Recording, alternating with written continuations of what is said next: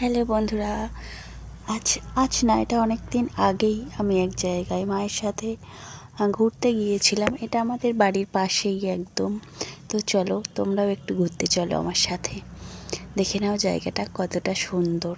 আর অবশ্যই জানিও তোমরা সবাই কেমন আছো, আর কে কোথা থেকে আমার ভিডিওটা দেখছো অবশ্যই কমেন্ট করো। তো জায়গাটা সত্যিই খুব সুন্দর। আগে আরও খুব সুন্দর ছিল, অনেক দূর দূর থেকে মানুষ আসতো এখানে পিকনিক করার জন্যে। কিন্তু এখন কিছু কারণবশত আগের মতো অতটাও সুন্দর নেই। মেন কারণ জায়গাটা যার, তিনি আজ আর নেই। তো তবুও এখন অনেকেই টুকটাক আসছে পিকনিক করতে। তো তোমরাও চাইলে আসতে পারো যারা বসিরহাটের মধ্যে আছো। তো জায়গাটা খুবই সুন্দর, নিমিজি রায়বাড়ি। বসিরহাটের অনেকেই চেনো আশা করছি। জায়গাটা সত্যিই খুবই সুন্দর। তো এখানে কিছু কিছু রাইড আছে, একটা স্পিড বোট আছে, তোমাদের দেখিয়ে দিচ্ছি স্পিড বোটটা। সবার আগে তো আমার সাথে এসেছিলো আমার মা আর দিদির দুই ছেলে। তো স্পিড বোট মানে তো ওরা আগেই উঠে পড়বে।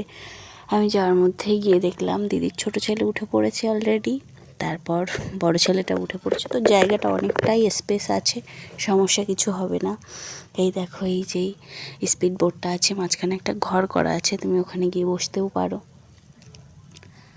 আর এদিকে রয়েছে দোলনা আছে দুটো, বাচ্চারা বড়রা সবাই চড়তে পারে, কোনো সমস্যা হবে না।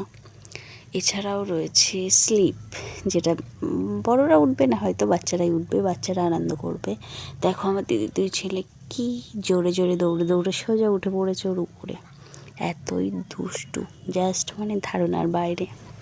আর এখানে প্রচুর গাছপালা আছে, প্রচুর ফুল গাছ আছে, অনেক বড় একটা এরিয়া বলতে পারো। তো কেউ যদি এখানে পিকনিক করতে আসতে চাও অবশ্যই আসতে পারো, খুবই সুন্দর একটা জায়গা, গ্রামের মধ্যে খুবই সুন্দর। আশা করছি সবার ভালো লাগবে।